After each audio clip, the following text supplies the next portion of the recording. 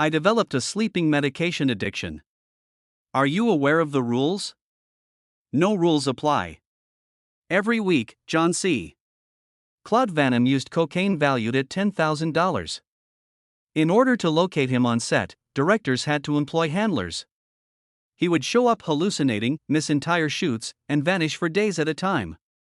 His career worth $100 million was ruined by the drugs. His worst secret, however, wasn't that.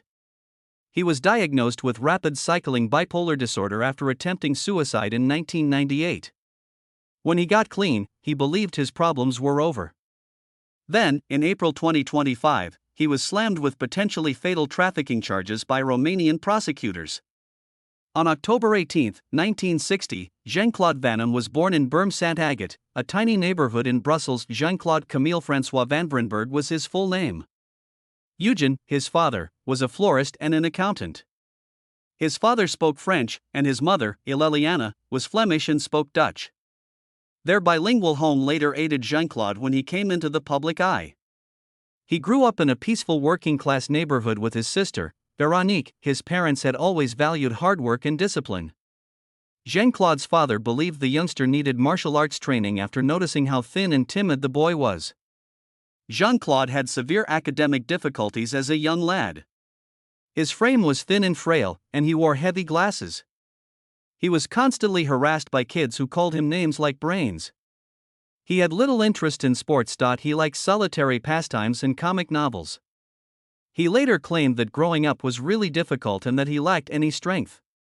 His dad knew that something needed to change. Jean-Claude began lifting weights at the age of 11. His goal was to change his body such that he could no longer be pushed around. His life was profoundly altered by that choice. His haven was the gym. He trained every day because he was determined to never again feel powerless. His father enrolled him in karate lessons at the Centre National d'Art and Excels when he was 12 years old. Claude Gitz, the coach, was a harsh guy. Jean-Claude trained every day from 1972 until 1976. The lessons were harsh. Despite repeatedly breaking his nose during sparring, he persisted. He acquired self-control, deft kicks, and extraordinary flexibility. He gained a berth on Belgium's national karate squad by the time he was 16 in 1976.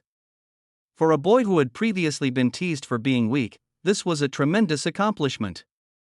Simultaneously, an unexpected event occurred. Jean-Claude began taking ballet lessons in secret.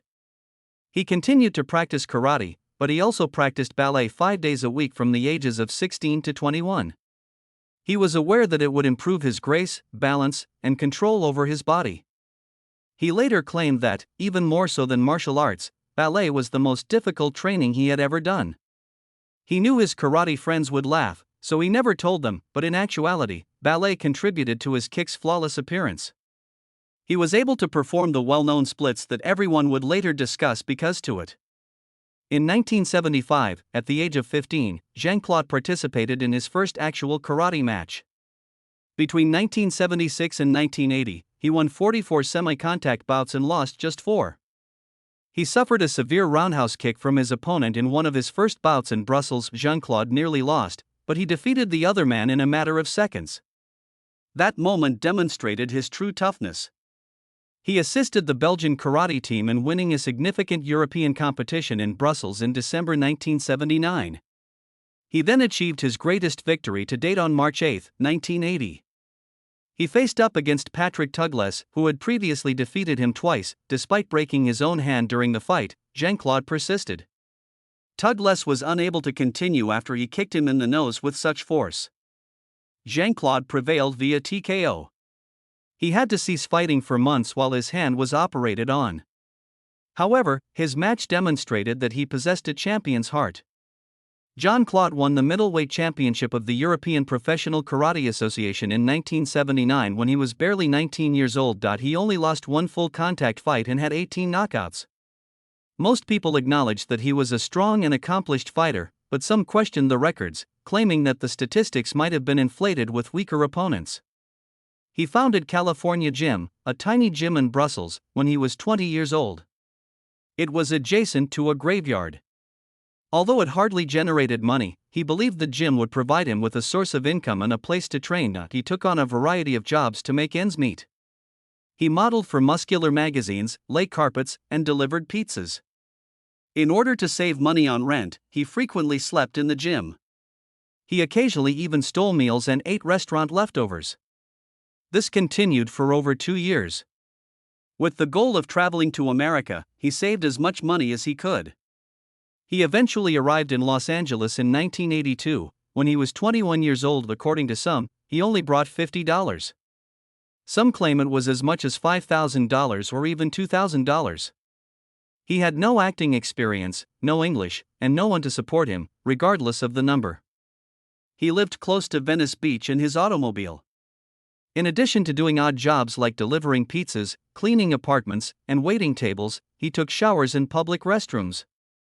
After meeting Chuck Norris while working as a limo driver, he was given the opportunity to perform stunts. His first film appearance was in Break-In, 1984, where he briefly made an appearance while performing a ridiculous background dance. Not even credit was given to it. He was a bouncer at a bar operated by Chuck Norris at this time. He was so impoverished that he occasionally had to eat from trash cans to survive. Nevertheless, he continued to exercise every day and attend auditions. Eventually, he joined Chuck Norris as a sparring partner, which helped him get recognition. He was cast as a minor antagonist in No Retreat, No Surrender in 1986. He only received $250 for portraying a vicious Russian combatant. The director repeatedly told him to quit hurting people after he physically assaulted his co-stars during sequences. Damme, however, approached every battle scene with intensity and gravity. He took his most audacious action to date that same year. He noticed producer Manam Gulan eating at the restaurant where he was employed. Damme held a bowl of soup and executed a flawless roundhouse kick. Gulan asked him to try out since he was so impressed. At Cannon Films, Damme waited all day. Jean-Claude removed his shirt and performed high kicks over the producer's head until Gulan eventually summoned him in. Gulan was taken aback. Next week in Hong Kong, he tossed him a script, which was Bloodsport. The picture was made on a very small budget, between $1.5 and $2.3 million. Damme performed all of his own stunts without any safety equipment. He executed all the kicks himself and did the splits on kitchen counters. Despite the danger of the fighting, Damme didn't care. He persuaded Gulan to allow him to re-edit the battle scenes, even though the film was delayed and nearly went straight to film. He spent weeks working constantly. Bloodsport astonished everyone by earning $50 million worldwide when it was ultimately released in 1988. However, things did not go as planned. He had a terrible Predator audition in 1987. The costume cost $20,000 to build, and he was hired to wear it. He detested it. He fainted twice due to claustrophobia caused by the costume. The producer screamed that he would be fired if it occurred again. Damme jerked. He broke the pricey headgear after ripping it off. After yelling, the producers threw him off the set. Kevin Peter Hall, a 7-foot-tall actor, took his position. Jean-Claude Damme rose to international fame with Kickboxer in 1989. Despite only costing $2, it made $50 million when it was released on September. $8.7 million to earn.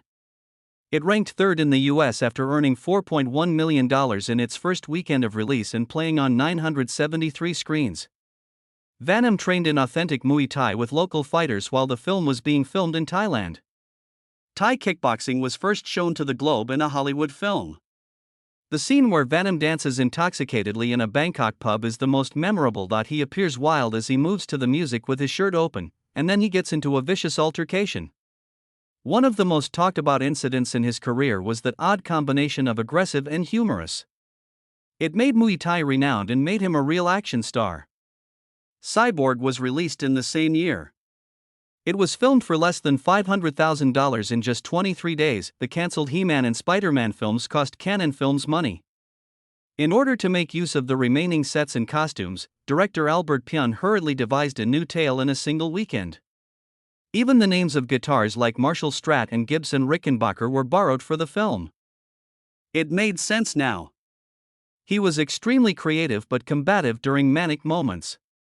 He would snap, demand exorbitant pay, and use cocaine as a form of self-medication. Gladys Portuguese, his wife, had to put up with the erratic mood swings.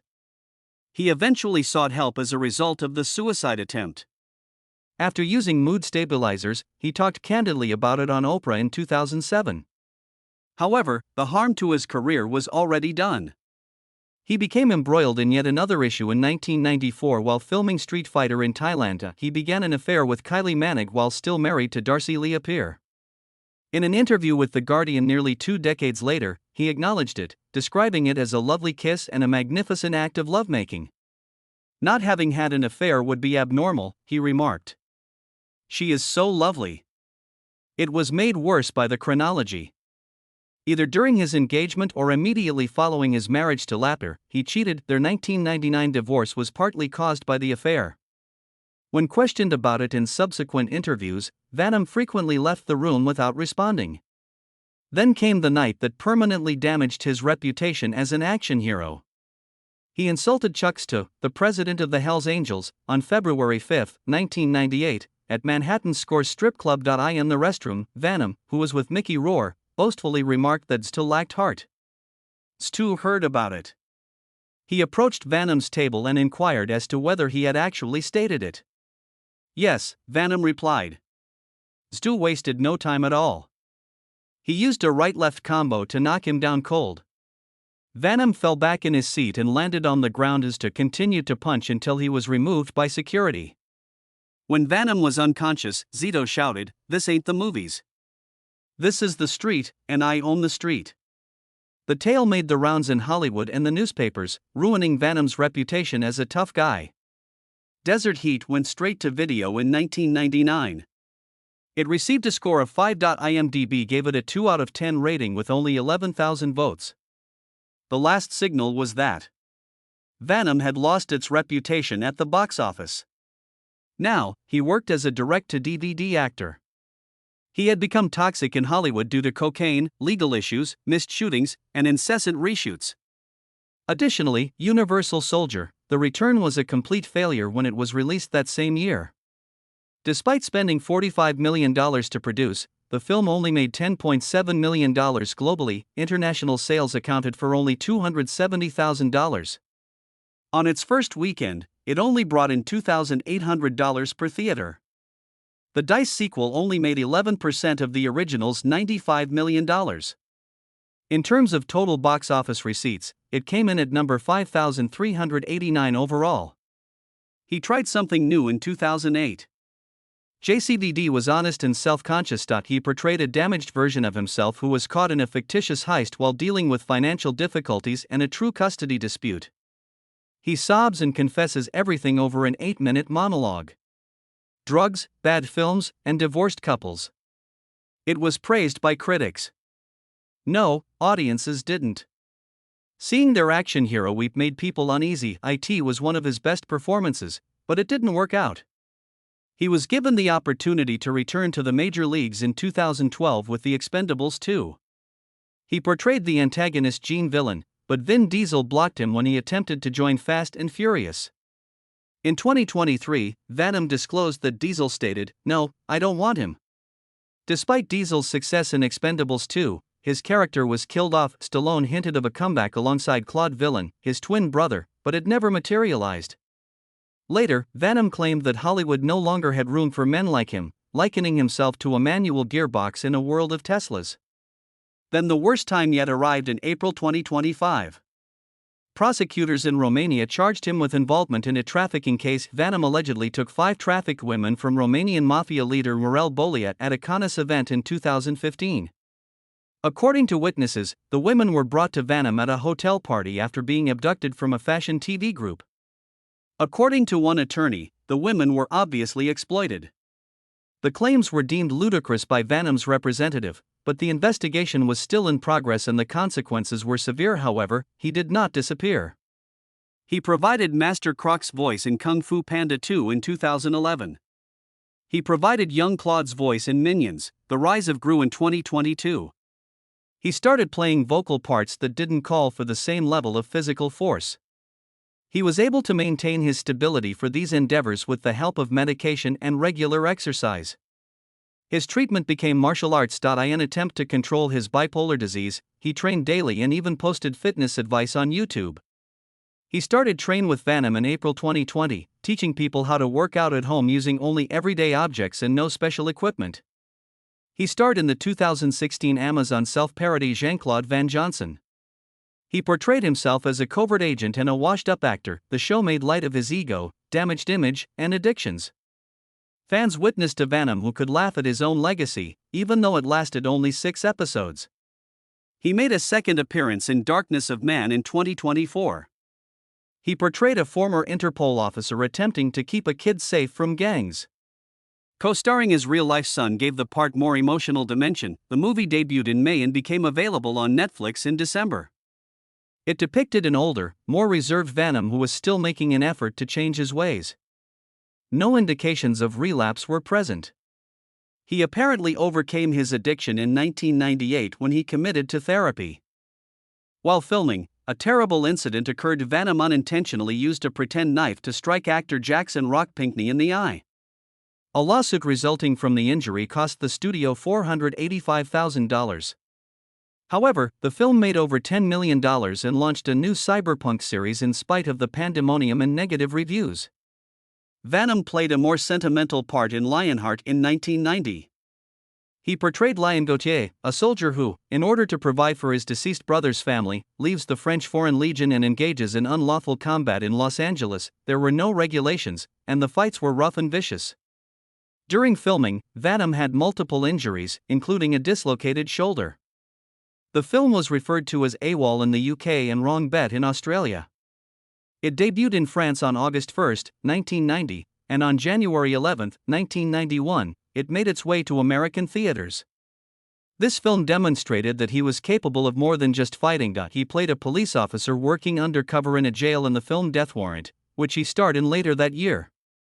On a $6 million budget, it made $46 million. Damme constantly altering the battle scenes to incorporate his renowned spinning kicks, which caused production to slow down. He didn't want to engage in a typical cop fight. The fact that the prison interiors were actually recorded at the Ambassador Hotel's basement in Los Angeles is among the most intriguing elements. He even assisted with post-production editing to make the fight scenes appear more intense while Pretty Woman was being filmed upstairs. The last confrontation with a spooky murderer named Sandman took place within a massive power plant in Los Angeles in a single day. He played twin brothers in Double Impact in 1991. The 110-minute film was released on July 31. Damme had to play both parts, alternating between the gruff, irate brother and the serene, endearing one. To make the sequences appear more realistic, they employed real twin stand-ins and split-screen techniques. Everything had to be done using camera timing and optical effects because this was before computer-generated imagery. It was among the first films to show that he was capable of more than just fighting. In fact, he was capable of playing a variety of characters. Damme had achieved great success with Universal Soldier by 1992. On a $23 million budget, it earned $12 million globally.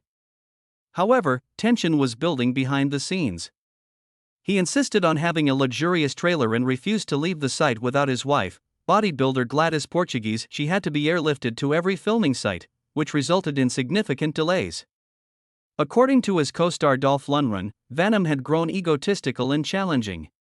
When they nearly got into a brawl on stage at Cannes in 1992, their animosity erupted. While some believe it was faked, others claim it was real. In any case, Damme became a true A-list star as a result of the film's popularity. He collaborated on Hard Target in 1993 with renowned Hong Kong filmmaker John Woo. Damme insisted on performing his own stunts while filming in the swamps of Louisiana, nearly breaking his leg in one scene with a horse kick. Universal recruited Sam Raimi to oversee the production since they were so concerned about Woo's direction. Although it took 65 days to complete, Woo subsequently stated that Damme's willingness to perform risky situations astounded him. With a budget of $28 million and total earnings of $101.6 million, Time Cop, 1994, became Damme's biggest hit to date. He portrayed a time-traveling police officer. In order to showcase his split moves, he ensured that the script included additional scenes. The moment in the kitchen where he jumps into a split to avoid electrocution became famous.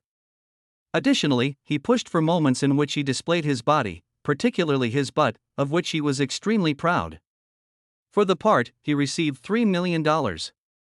Fans adored the action and time travel, while others criticized the plot gaps. However, when he filmed Street Fighter later that year, things went too far each week. He used cocaine worth $10,000. Venom would appear high and then vanish for hours, according to director Steven Douza. Just to stay on top of him, they had to hire a wrangler. Additionally, while filming in Thailand, he had an affair with Kylie Minogue. Before he came clean about it in 2012, his wife, Darcy Lapper, was unaware that he was pregnant. He also insisted on separate hotels and private flights. He managed to put on a respectable show in spite of everything. He received his largest payment ever, $5 million, for his untimely demise in 1995. During a Stanley Cup Finals hockey game, he acted as a fire marshal, saving lives. NHL players including Luc Robitaille participated in the filming, which took place at Pittsburgh's Real Civic Arena. The arena's kitchen even featured a fight scenario with Iceberg, the team mascot. Additionally, Venom performed a ridiculous ziplining stunt from the arena roof that was ridiculed.